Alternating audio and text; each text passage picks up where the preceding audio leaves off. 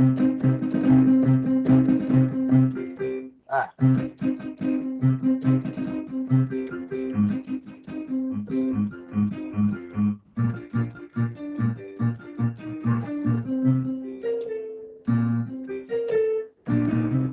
ah, damn it. Oh, and I missed your last box, by the way. It didn't come through. No, no, my fault. I was saying that sounds like Mega Man, and if I'm not mistaken, Mega Man Part Two, correct? Yes, sir. Mega Man 2, Dr. Wily stage. You know, some themes just never go away, I guess. It's funny because I was going to do a video on that pretty soon, just talking about like how back in the day, how like music was a staple. People put so much emphasis on graphics and all that stuff now, but like music was such a staple for back in the day games, and it was like to this day, I can give you like maybe two theme songs that I remember from this generation alone. If you want to go back to the NES generation and the SNES generation too, I can give you like plenty of theme songs, But it's just kind of funny how things have changed, Hey, man, I got the perfect video question for you on either the Zephyrix live channel or the Three Worlds All Game, man. And it might be just an open conversation between the three of us that ask this question. Have gamers nowadays just become lazy? Are their expectations are just a little too high? And hear me out for about 10 seconds. Because think about it, back then, you needed game music to carry you. I mean, there was no voice acting, there was no 3D graphics. I mean, sometimes your imagination had to fill in the gaps between the 8-bit, or sprites moving across the screen. So I don't know, like there was something to be said about games that sucked. Yeah, even games that sucked back then had a little ounce of fun. It had its own soul, had its own way about it. Because you had to spend time with it. You couldn't just pop in and if you didn't like it in the first 2 minutes, you just chucked it and that was the end of it. I mean, think about games like Night Trap. Yeah, the game kind of sucked, but it had its own way about it, had its own soul about it. And back in the day, you just couldn't go download games off of the internet, or off of Xbox Live and the demos and just keep playing different games or going to GameStop. So when your mom finally saved up and you had to choose between one of three games, and you got that game, there was no returning it. You had to play that bitch and make it work. And sometimes because of that, you could see some of the hidden gems behind even games that kind of suck. I mean, there's some that just are sucked beyond belief. There's nothing you can do about it, like Back to the Future 2, or Back to the Future on NES. But I don't know. Have gamers got kind of lazy and not really appreciative of all of the just rich content between the backstories, and you can read little books and the mini games inside games now, and even the character voice acting and the 3D graphics. Yes, and not just for that. My bad. Yes, and not just for that reason. Because if you look at games nowadays, dude, these games are so freaking easy compared to back in the day games. Like, it's like, honestly, at this particular point, if you can't beat a game that's created sometime after 2005, like you got issues. You handicapped basically. You missing like one arm, or you got three arms and can't decide which ones you want to use to play the controller or whatever. But the thing is that I kind of noticed that like the games this day and age have like for example, right now I am playing wrestling right now, and it gives you kind of like key objectives you got to do in order to go ahead and do the entire match. Right now, back in the day, the same said wrestling genre, you would have had to figure out all these moves in order to go ahead and pass this particular stage. But in this time, they give you every single thing that you need to do, literally, either in the actual list of things to do or before the match even begins. Same thing with other games, like shooters, for example. Let's take a shooter. I want to take two games, Bio Billy and Uncharted. Now, don't get it wrong. No, because I know Kareem's going to be listening to this, and we always talk about Uncharted. How much we like Uncharted. Uncharted is great. Don't get it twisted. It is a fantastic game. That being said, though, I mean, compared to games like Bayou Billy, this Uncharted holds no kind of value when it comes down to how difficult a game is. And not just that, but like, I mean, when it comes down to the music, I can think of the theme to Uncharted because I've listened to it 1,000 times.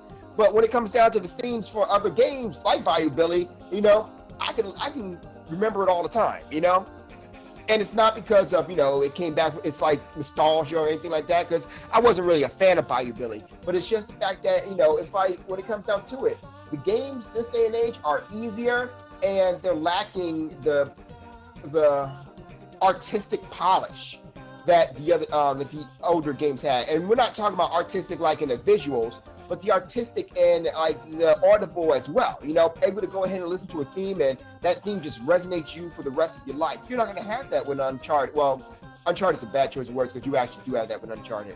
But I mean, but other games, it's definitely the case that you can't even remember the theme to it, and that's because the music is just not as good as it used to be back in the day, despite the limited palette that you had.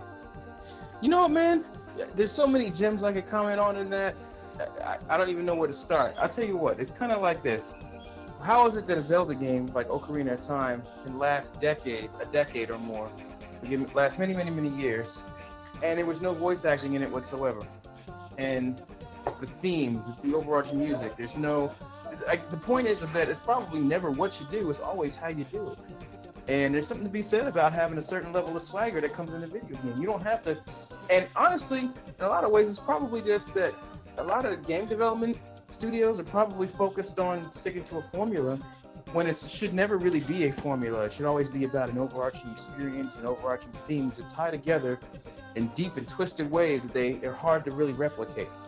That should be the really underlying tone, because hell, if you have a $30 million budget and you spend, I don't know, 15% of that budget just on voice acting, and you remove the polish from the game, I mean, really, have you added that value? Are people really going to take away from the voice acting that they would have, had you not spent it there and you spent the money on like doing more testing or adding more content or what have you? I agree. I definitely agree. It's because of like, well, basically, yeah, I definitely agree with that. I mean, I was just going to think about that too, like other games that did not have voice acting and yet told a great story, had great music.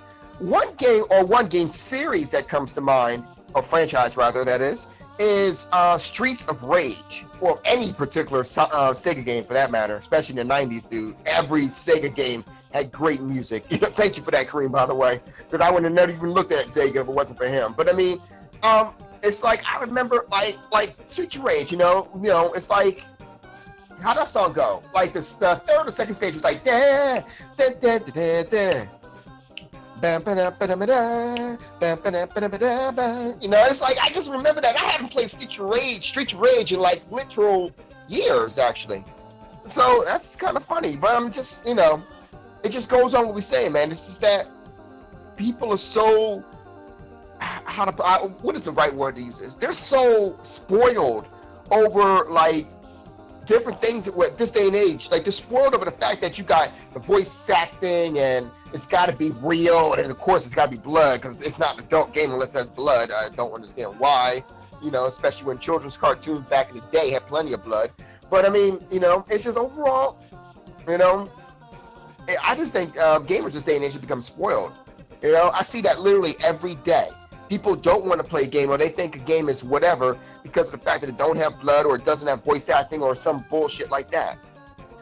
You know what? You're absolutely right, and that's not to say that voice acting is bad or that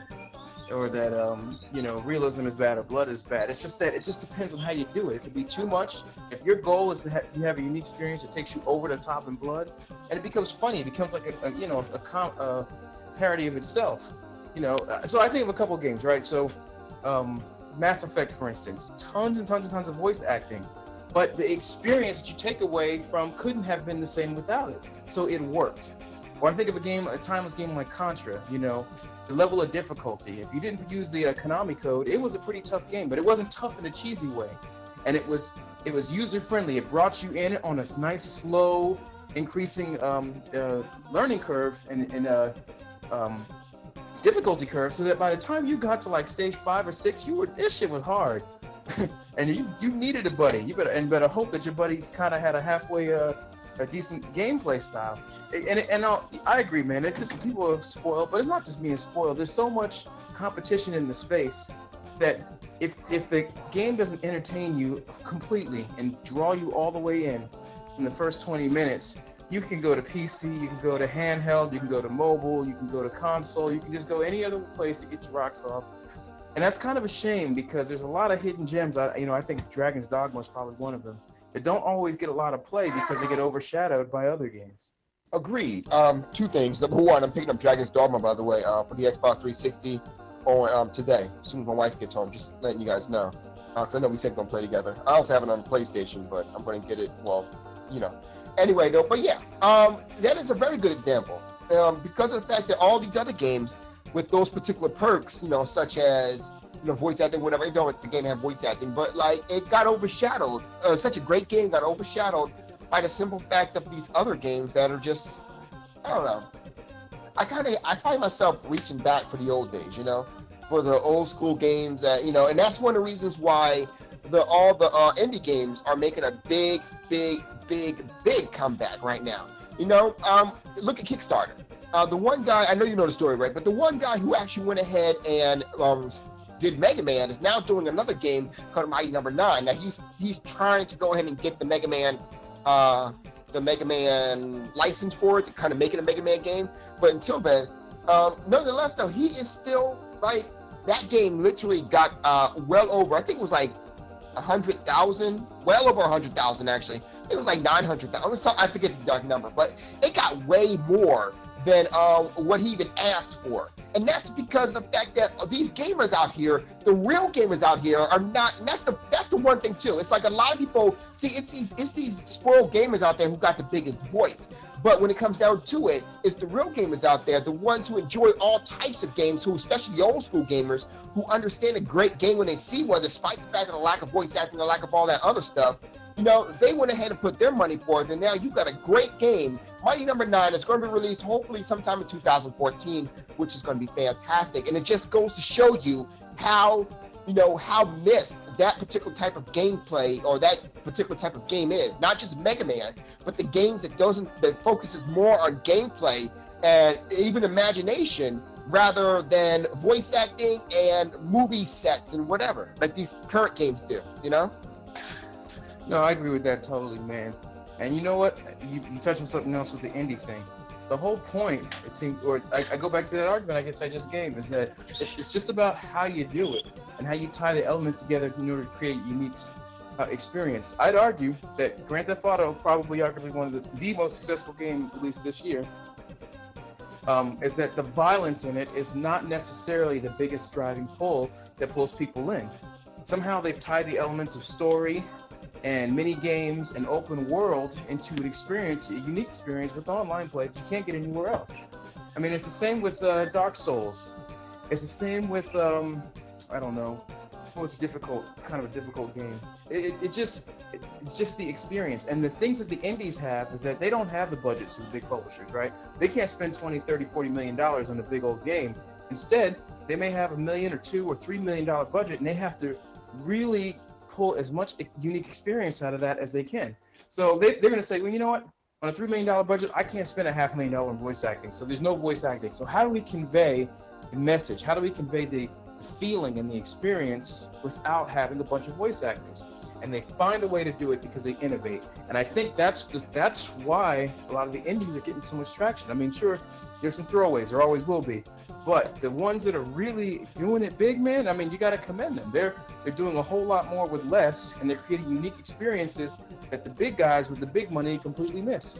No, exactly. That's exactly what it is, And it's the thing is that that's one of the reasons why I definitely go ahead and stick to PC as much as possible, because of the fact that you, aside from it being the PC and all that, you get those great experiences that you only get with that particular brand. It's like with those indies, because like most of the indies, they do go for PC because PC is easier to go ahead and develop for, and it's also easy to publish for. You don't need that big amount of money in order to go ahead and publish on PC. But I mean, that's one of the things that it's kind of, I don't want to use the word sad, mind you, but I'm kind of hard pressed to find any other word out there to kind of do it. But it's like to the point where it's like the indie developers are doing a better job, and quite frankly doing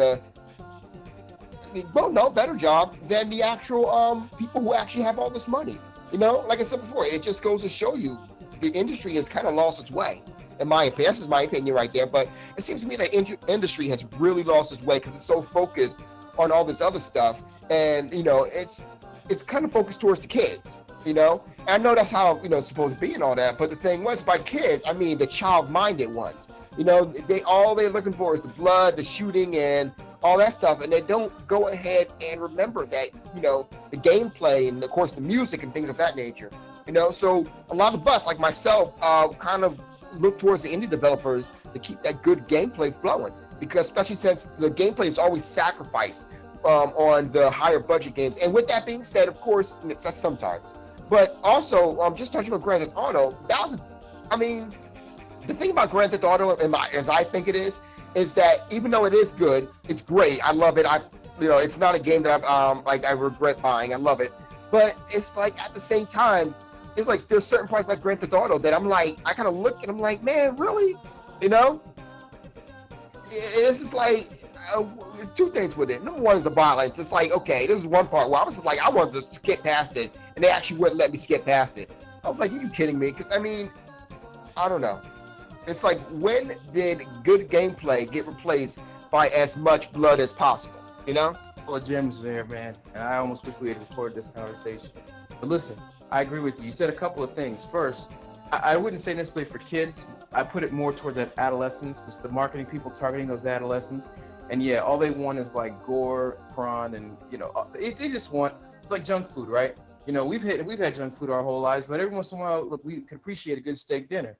Now, some teenagers would be fine living on junk food for years, okay? Some of us with more advanced palates, I don't think so. It's nice every once in a while, but you can't overload the experience with that. Kind of the same thing in the movie industry, man, if you notice it. It's getting pretty stale. You get the summer blockbuster hit is just overrun with superhero movies, and it's like, it's kind of cardboard. It's kind of plasticky and fake and artificially loaded. That's how they ruined Transformers, right? They kind of went past the experience and the depth and the characters and went to like ridiculousness and stereotypes. By the way, after Transformers 2, I couldn't even finish it because it was so racist. But anyway, but yeah, I totally agree with you, and I really love what you just said about, has the industry lost its way? And I think so, in a way. And maybe maybe because some of it is targeted towards those adolescents. And you're right, we got to rely on the indie gamers. I think that the tipping point, or actually not a tipping point, an opportunity for a complete and huge paradigm shift can happen with the Steam box. And I'll try to explain it and wrap it up really quick. First, they can get the controller right, and they can bring those PC folks into the living room experience, they're going to be gold. Second, if they can come out with Valve can come out with some kind of first-party game like a Mario or Zelda that will define the Steam box and create it, and create a legacy for it beyond a generation. Like the NES, you can't even separate Mario or Zelda from the original NES. And then third, if they can have some type of dev kit that makes it way more accessible for indie developers and cheap to publish on, they could really, completely change the whole paradigm. And before you know it, just like Nintendo was able to, the competitors of Nintendo were able to differentiate against Nintendo by saying it's the kid box, we're the adult box. Steam box would do the same thing and say, look, that's the adolescent box, the PlayStation 4. We're the grown man's box. Come and join us and then have these great experiences that you can't have anywhere else. I think that would be awesome. Last note on the thing you were just talking about with Nintendo, the unique experiences, right?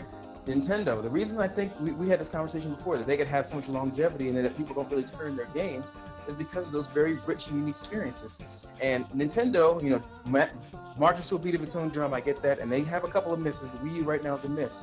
But no one can argue that their first-party titles through the decades have resonates with people in ways that no other system or IP has ever done in the video game space.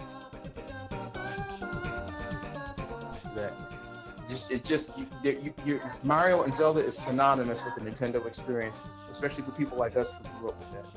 Of the fact that, I saw this other video recently. I didn't actually watch it, but I actually saw a video titled "Has Nintendo Lost Its Way?" And I think that no. I think Nintendo actually never lost their way at all. I think the industry itself is what lost its way. Get up on some of this stuff. I agree mostly, but I think a big problem is just people nowadays. You know what I'm saying? He like Lionel touched on it a little bit, but I think a lot of it has to do with just the commitment aspect. It's not about the game itself. Even all those games that are quote unquote good, people nowadays just want more, regardless, and commit less to it. You know what I'm saying? The bosses used to be hard. Everything's becoming minimized. I don't know. I mean, I don't want to get into this rant, but you know what I'm saying? Look at the review of Dark Souls. Everyone talking about Dark Souls said this game's too freaking hard. You know, think about like houses and cars. You know what I mean? We just want bigger, better, and then we just slam. We slam ingenuity. So even with the, you know what I'm saying, the industry that tries to build, tries to do different. No one likes change, and then we penalize when change does come. So you said Zelda and stuff like that. That was at a time when things used to be more value, I guess, so to speak. When there's value in someone else's product. Now we just want the best, the brightest, the most visually pleasing, and that's it. Indie games, I don't know if they ever come back like that. I think I disagree with that. Maybe to true gamers, but that's such a small demographic compared to what everyone wants. Everyone's bigger, better, more pleasing, specs. Even if you can't even see the fucking difference, they just know, they just want the best specs because they want the best specs. You know what I'm saying? Visually is the best. So, Kareem, I hear what you're saying, man, but I got to counter a couple of arguments. I guess overarching, I agree. Overall, I kind of agree with where you're coming from, but I think that what probably is going to happen is that the video game model is going to follow closer to the industry model. It's kind of like it was back in the 70s and 80s. Is that movies became more Ian, get off my back, All right. So movies became more accessible because more people had access to equipment and they can kind of do their own movies. And you had all these different niches. You had dramas, you had action movies, you had the big budget box office movies, you had documentaries. I think it's kind of be like that. I think that, you know, there's always going to be a space for the generic fluff, right? I mean, you can just go to any movie theater and in certain movies it's just going to gross all types of millions of dollars, no matter no matter the lack of depth. I mean, the Avengers might be one of that. It's built off of nostalgia. It's built off of cheesy graphics and ridiculous storylines, but it's just still gross millions of dollars. But I think that because the industry has grown so big and there's so many different markets and you can't satisfy everybody to the enthusiast extent, that there's still opportunities to target those niches. And provided that the economics of it works out, i.e. the budgets work towards the target market and the demographic, I think it can work. And that's probably why indies are probably still growing. I mean, if indies didn't work, then the PlayStations or Sony and Microsoft, the big juggernauts, would not be catering to them like they are on the next gen console. They see a spark there, and they don't want to miss out on the next big thing. Just my take on it, I guess. I do. I would agree if it didn't apply, I think, everywhere. I mean, I don't know. I mean, look at us, even as an example. We got so many games we haven't completed. Where back in the day, that's kind of all we did. You know what I mean? It's like, I don't know. It's not necessarily, I think it's just the way things are now. I can't, I mean, you said so yourself. You got great games. You got Mass Effect. That's Mass Effect 3 that is automatically, like, you know, respected, great, you know. It's a great game, period. And then we got Tomb Raider, great, you know what I'm saying? But we just keep getting the newest and the latest, and we're still buying games. Why aren't we finishing them? I don't know. I'm kind of doing a study. It was kind of like going back in the day when Americans was, it was cool just to have a 3-bedroom house, whatever, white picket fence, one car, and now it's just like bam, bam, bam. And then we talk about cars, you know, now it's just like bam, bam, bam. I just think it's affecting a lot of our stuff, tech. You know, we can't even see some shit, but we still get, unless you're trained and it came from nothing, there's still that social pressure to get the newest and latest regardless. And then there's still that tendency to get the latest and the greatest. And then there's no reward or no push at all to finish, to complete.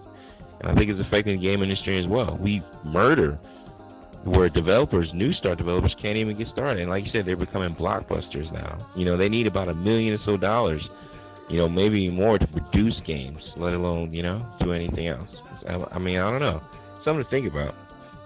I hear what you're saying, but I still kind of argue against it a little bit because I'd argue that demographic who we once were, we're not any longer. I mean, we kind of fit in maybe a little bit casual gamer plus, but then and even now, you still have teenagers and young adults who have nothing but time, and they just go through games. I think that the way I play games then and the way I play games now is different. The experiences I look for now are really genuine, great experiences and memories, I guess, I can kind of have and I can take from the game. And if the game starts to not do that anymore, then it's hard. It's kind of easy for me to let go.